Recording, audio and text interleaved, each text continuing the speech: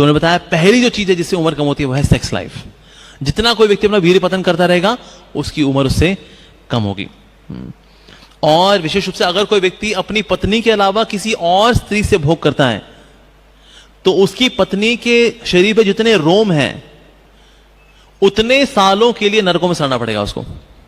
यानी कि अगर किसी की अगर वाइफ बहुत बालों वाली है, अगर मान लो वो वैक्सीन करा लेती है हालांकि, लेकिन पोर जितने बॉडी पोर हैं उसके उतने साल उसको नर्क में सड़ना पड़ेगा क्योंकि उसने वाइफ को धोखा दिया और किसी और के साथ फिजिकल रिलेशनशिप किए। ओके, अच्छा दूसरा क्या है कि अगर कोई व्यक्ति सोता है उत्तर दिशा में या फिर पश्चिम दिशा में सर करके, उससे भी उम्र कम होती है। इसमें आपको मैग्नेटिक फील्ड का लॉजिक आ सकता है, पर ऐसा होता है। जैसे कि हमारे मंदिर में, हमारा मंदिर जो है वेस्ट फेसिंग है एक्चुअली, ये ईस्ट है, दिस इज नॉर्थ और ये है साउथ।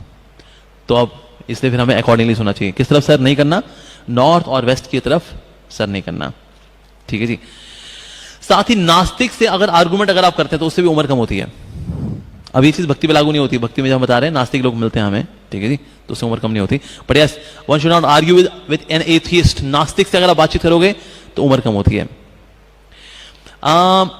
हमें नंगे नहीं सोना चाहिए, बिना कपड़े पहने हुए नहीं सोना चाहिए, हमें कपड़े पहन के सोना चाहिए। कई लोग नंगे सोते हैं, सिर ऊपर से दर ले लेते हैं और वैसे सो जाते हैं, विच इज रियली वाहियात।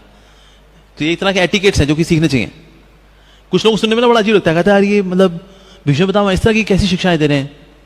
ये शिक्षा बहुत प्रैक्टिकल शिक्षाएं हैं एक्चुअली।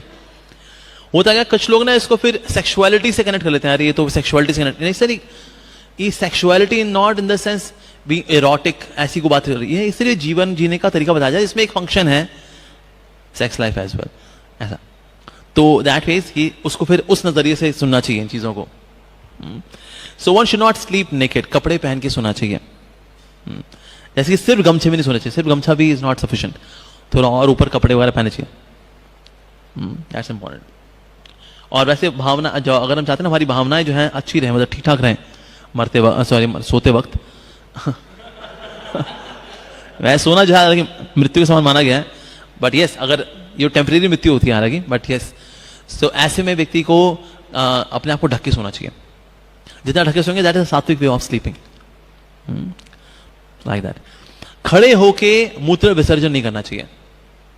अब जितने वेस्टर्न टॉयलेट जब बन गए हैं इसकी वजह से अभी गलत काम हो जाते हैं कि खड़े होकर के मूत्र विसर्जन करना पड़ता है, बट आइडियली बैठ करके ही मूत्र विसर्जन करना चाहिए। आयु कम होती है इससे। अच्छा, आयु बढ़ा ऐसे कम क्यों होती है? इसके दो कारण है। एक तो कारण यह है कि ना जब खड़े होकर कोई व्यक्ति मूत्र विसर्जन करता है तो पूरा मूत्र निकल नहीं पाता, उसमें अंदर 5-10% रह जाता है। इससे बॉडी अशुद्ध होती है, और क्योंकि इससे बॉडी अशुद्ध होती है, अशुद्ध शरीर जो है वो जल्दी घर्षित होता है। सेकंड कारण है जब हम खड़े होकर करते हैं तो उसमें वीर्य भी निकलने के चांस रहता है। स्पेशली जिनका वीर्य पतला है ना, जिनका वीर्य पतला होता है वो निकल जाता है उनका वीर्य, इसलिए मतलब होगा 15 दिन में ऐसे लोगों को स्वप्न दोष वगैरह आसानी से हो जाता है। जिनका वीर्य बहुत घना होता है दे टेक 1 month और 2 months जाके कहीं उनका, और वीर्य का सिर्फ पानी निकलता है, वीर्य अंदर ही रहता है। तो वीर्य जिनका बहुत घना होता है, इनका वीर्य बहुत पतला है, इट इजीली कम्स आउट। तो इसे धातु जो है शरीर में रखनी बहुत जरूरी है, लेकिन उसके लिए क्या करना चाहिए? खड़े होकर मूत्र विसर्जन नहीं करना चाहिए ऐसा। तो जितने आज जो टॉयलेट्स हैं वो सब खड़े वाले होते हैं, यूरिनल्स वगैरह होते हैं, तो इसलिए लोग फिर आज खड़े होकर करते हैं। एक्चुअली कलयुग क्या सब उल्टे काम करने वाले ही हैं, इसमें सारे हिसाब किताब उल्टे काम वाले ही रहेंगे। सो दैट केस खड़े होकर मूत्र विसर्जन नहीं करना चाहिए। कई लोगों को ये ऐसी पता नहीं है, I know some of the devotees also, उनको ये बात नहीं पता, और दे आर लिविंग कि वहाँ ये तो नॉर्मल है। बैठ ही करना चाहिए, एक्चुअली बैठ ही करना चाहिए। अगर किसी का जनेऊ हो तो जनेऊ लपेट करके फिर करना चाहिए। उसके बाद फिर पाँव भी धोने चाहिए, जो प्राइवेट पार्ट है जहाँ जो मूत्र विसर्जन का जो अंग है उसको भी धोना चाहिए। सबसे पहले हाथ धोने चाहिए, उसके बाद फिर कुल्ला करना चाहिए। कुल्ला करने के बाद फिर जो प्राइवेट पार्ट है उसको धोना चाहिए, फिर हाथ धोना चाहिए। उसका पानी थोड़ा लेकर के पाँव पे भी डालना चाहिए, और थोड़ा फिर पानी लेकर के स्प्रिंकल भी कर देना चाहिए, लाइक दैट। तो इस तरह से this is the way to purify ourselves. मतलब यूरिनेशन का भी मतलब एक there is a etiquette to follow. Okay, और हमें सुबह और शाम को खाना चाहिए। ओके, और अगर किसी पत्नी का मंथली पीरियड चल रहा हो तो उस वक्त उसको फिर फिजिकल सहवास उसको नहीं करना चाहिए पत्नी के साथ, उससे उम्र कम होती है। इनफैक्ट अगर स्त्री का मंथली पीरियड चल रहा हो तो उस वक्त उससे बातचीत भी नहीं करनी चाहिए। She should also avoid talking to anyone. पहले ऐसे हुआ करते थे, कमरे जहां पर कि during periodic contamination they stay aloof from, कोई सोशल गैदरिंग में नहीं इन्वॉल्व हुआ करती थी उस वक्त लेडीज. सो दैट उस वक्त उनको बात नहीं करनी चाहिए. बहुत कोई इमरजेंसी हो तो बात हो रहा है, बट दे शुड अवॉइड.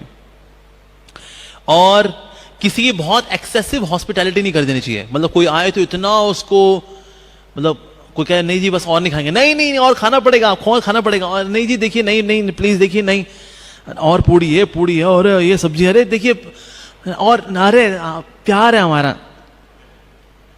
ऐसा करने से भी उम्र कम होती है. जो कर रहा है ऐसा, एक्सेसिव हॉस्पिटैलिटी कर रहा है उसकी उम्र कम होती है. जो हॉस्पिटैलिटी वो तो मना कर रहा है भाई नहीं नहीं नहीं नहीं, पर अगर कोई बोले नहीं जी बस अब और नहीं, कहते नहीं ये तो आपको लेना पड़ेगा, तो डॉजिंग करते हैं, कबड्डी कबड्डी कबड्डी कबड्डी. हम देखा कुछ लोग तो ऐसा करते हैं वाकई में. अब ऐसा हम लोग अब जैसे अब पेट जो बढ़ता है इसलिए तो बढ़ता है, भक्तों का प्यार होता है. जिनके यहाँ जाते हैं देखिए ये मेरे हाथों से बनाया है मैंने, अच्छा ठीक है आला आपके हाथों का, उसका उनके हाथों का, सबके हाथों का. अब घर में 20 मेंबर रहते हैं, सबके हाथ का पा लिया जी, बस हमने अपने फिंगरप्रिंट्स दिए. अच्छा ठीक है फिर आप एक्सरसाइज कर लीजिए. एक्सरसाइज करने का भक्ति जीवन में टाइम नहीं होता. मॉर्निंग प्रोग्राम सुबह 4:30 से लेकर के 10:30 बजे तक पैक्ड है वो, उसके बाद फिर सेवाएं, तो फिजिकल एक्सरसाइज हो नहीं पाती है. खाना पीना जो है वो अच्छा खासा हो जाता है. इसीलिए सो दैट फेस पे अक्सर देखते हैं हम ब्राह्मणों के पेट जो निकले होते हैं इसलिए निकले होते हैं बिकॉज सब कुछ बैठ के होता है. मंत्र उच्चारण बैठकर पढ़ना, बैठ के खाना, बैठ के, और खाने में जो है फिर एक्सेसिव हॉस्पिटैलिटी.